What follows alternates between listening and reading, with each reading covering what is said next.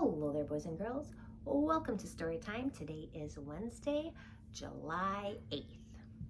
I have been so excited for Story Time all day long because I have a little surprise for our friend Fluffy. It's true, Fluffy. I made you something. Would you like to see it? All right.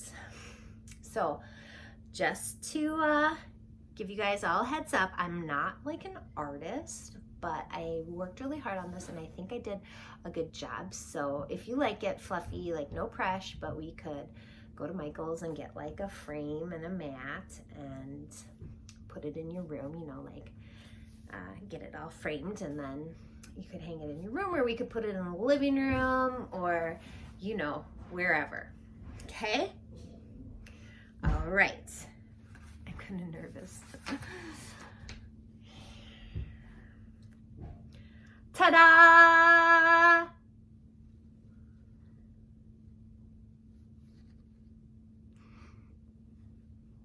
You love it? I mean, really take it in. That's fine. I know it's like, it almost looks like a photograph. What do you think? Is it a framer? Well, I don't know if you need to laugh about it. Fluffy. Well, that's fur around your eyes. It's very hard to draw white fur, so it's like, doesn't that look like scraggly fur around your eyes? Oh, Fluffy, you don't need to laugh so hard at it. Fluffy, does this mean you're not going to frame it? Oh, well, that was rude. And I will know better than to make you anything in the future. I haven't made a pinch pot since I was in first grade. Well, I know you could put water in the pinch pot, but like sometimes art is just to enjoy and look at. It doesn't have to have a purpose. What? You guys, Fluffy made something for me. What a coincidence. Can I see it? Okay, go get it. Guys, I'm so excited. Fluffy has never made me anything before. Oh. May I? Okay. And it looks like you made me honestly, for a dog, a pretty cool clown picture. What do you mean it's not a clown? It looks like maybe like a silly monster? No? I don't know what that could be. What do you mean it's me? Fluffy says this is a picture of me. You can tell by the big head and the giant feet, which I wear a size 9. That's not like, I don't have to go to a specialty store or anything. And since when do I have blue teeth? Well, yeah, one time when I ate a blue popsicle. I don't know if you need to paint a picture of me with blue teeth, and the red eyes are a little creepy, to be honest. And it looks like a bunch of bomb pops on my head in lieu of hair. Oh, that is bomb pops, okay. Oh, I see. That represents summer. It's a summer portrait of me. Okay, well, thank you so much. Unlike you, I will actually frame this. Okay. Well, after stories, I will pick that up and smooth it out because I really like it. So thank you. And I will get right on that pinch pot as soon as I'm done reading books to my friends, okay? All right, say goodbye to them. Oops, hang on, guys. All right. We have some good books. Oh, and I just realized all these books take place outside. I hope you all stay cool outside today. It was a scorcher. This one is called Chipmunk Song. Actually, turn that light on.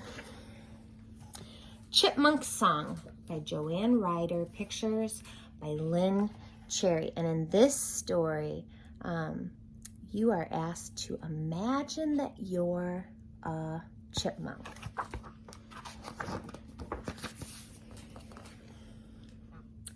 Under the trees, under the grass, deep in the ground, small ones live in darkness. I think they discovered a burrow.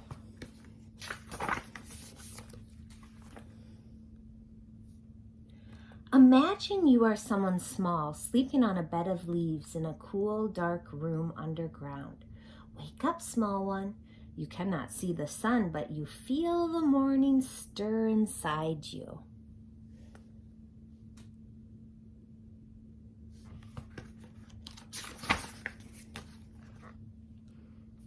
Running through a tunnel just your size, you climb up and up toward a circle of brightness above you.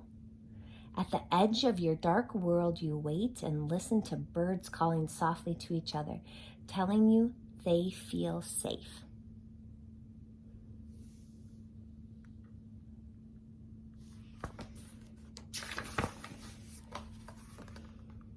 You stretch your furry head up and out into brightness all around you. You look this way and that way for danger, leaping or creeping or flying towards you. But no one is coming.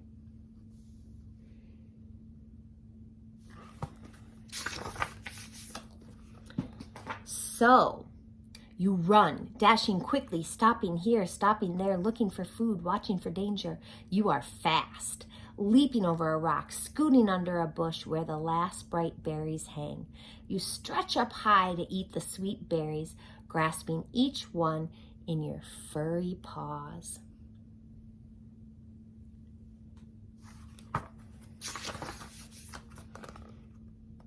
At the old wall, you leap up from stone to stone to stone and sit under the trees, looking at your bright world.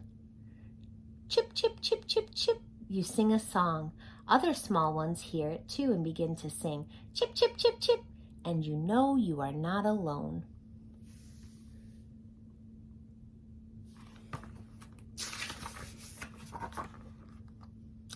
Head first, you climb down to the brown ground, where the sunlight makes bright stripes in the shade. You are brown like the dry leaves, like the brown earth around you. You are brown and soft and furry. Light and dark stripes mark your furry face, your furry body, your long furry tail.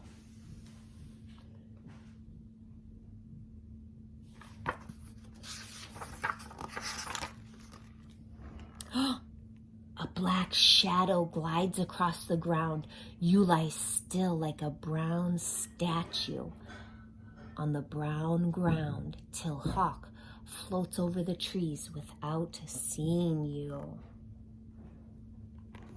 You have to hold very still to keep safe from predators. Then you run. Thump, thump, thump, thump, thump, thump, thump. Your heart beats as fast as a tiny clock inside you.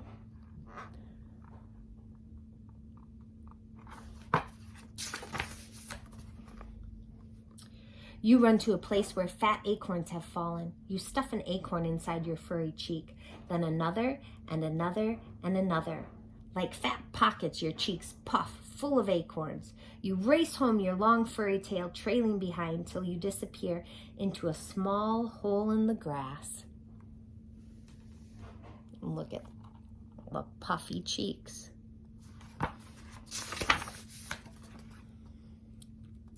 When you come up, your cheeks are empty. You sit in the warm sun and lick your paws to wash your dirty face. You lick clean your long furry tail. All day long you run to the woods, filling your cheeks with acorns to hide in your home underground. As the days grow cooler, the birds fly away to warmer places. But you stay, carrying food from the bright world to your dark home.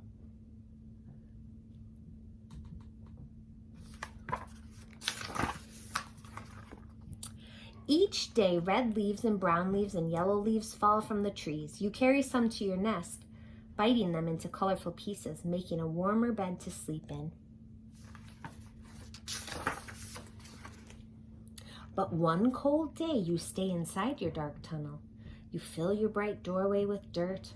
Far above you, weasels hunt, but find no hole in the grass.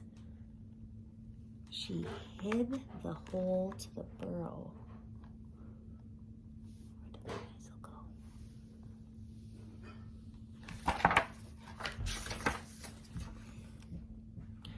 Under the bare trees, under the cold snow, deep in the ground, small ones sleep in darkness.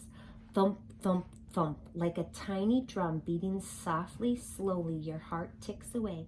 The summer days, the winter days, the winter nights while you sleep. That is called hibernating. Now and then you uncurl and stretch your furry legs. You dig through leaves and find good things under your bed in the darkness. You eat fat acorns you cannot see. It's so dark down in the hole that chipmunks just have to feel around for all those nuts that they hid. Then, too sleepy to eat anymore, you curl into a furry ball and rest. Tucked inside the safe earth, you wait for the warm days of spring to call you up and up to the bright world above. The end. The rain came down. This one is by David Shannon. He is also the author of No David and Duck on a Bike. On Saturday morning, the rain came down. It made the chickens squawk.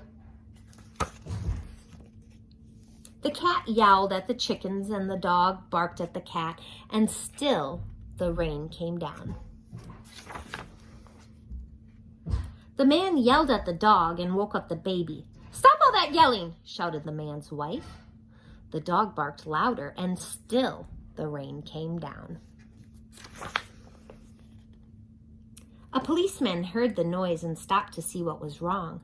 His car was blocking traffic, and half a block away, a woman squirmed in the back of a taxi.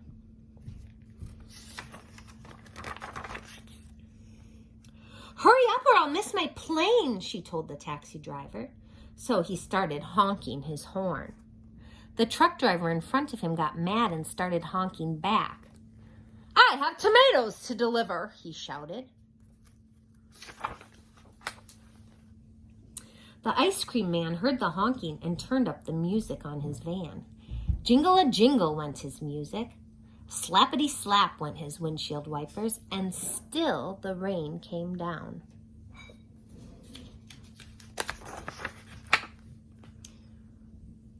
The owner of the beauty parlor came out to see what all the fuss was about. She bumped into the barber coming out of his barber shop, and they began to argue. Up on his ladder, the painter grumbled. "I can't paint in the rain." He started to climb down and bonked the barber in the head with his can of paint. Now, all three of them were arguing. Next, the baker stepped out of his bakery. "My roof is leaking and my cakes are getting wet," he moaned. He opened his umbrella and poked the pizza man in the nose. So they joined in the bickering too. A boy ran by, chasing a small boat down the stream in the gutter. He splashed a little girl and she began to cry, and still the rain came down. What a disaster, you guys. The grocery man stomped out onto the sidewalk and yelled, "Where's that delivery truck? I need my tomatoes." He ran into a lady coming out of the clothing store and knocked her boxes into his fruit stand. Oranges, apples, and lemons bounced down the sidewalk, and still the rain came down. The policeman walked back to his car. "What is all this ruckus about?" he asked. The whole block was honking, yelling, bickering, and barking. And then the rain stopped. And so did the noise. The sun came out and the air smelled fresh and sweet. Everything shimmered and a rainbow stretched across the rooftops.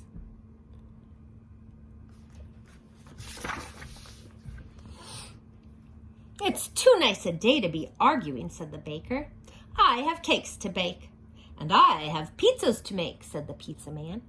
"I could use a shave while my building dries," said the painter to the barber. And then they went inside.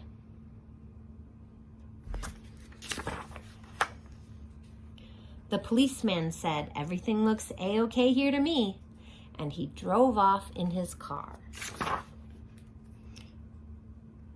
The woman in the taxi decided she had time to have her hair done before her trip, and she went into the beauty parlor. So the lady with the boxes got into the taxi and went home.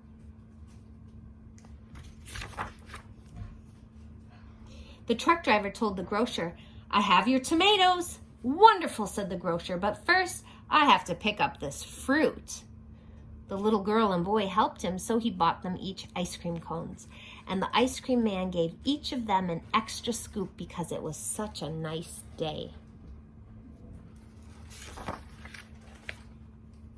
Then the man, his wife, and their baby had a picnic together in the backyard, while the dog, the cat, and the chickens slept in the warm afternoon sun. The end. Last, but certainly not least, Maisy goes camping. One day, Maisy decided to go camping.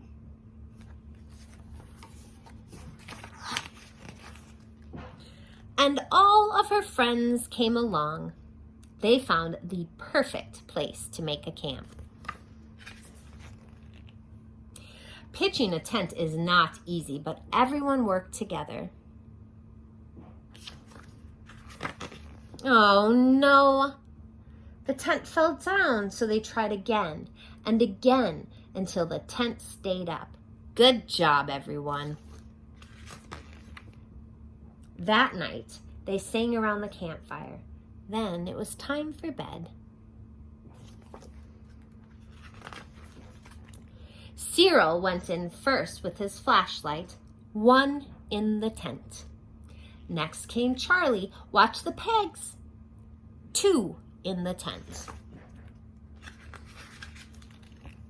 Then it was Tallulah's turn. 3 in the tent. Make room for Maisy. 4 in the tent. Is there enough room for one more? Come on, Eddie.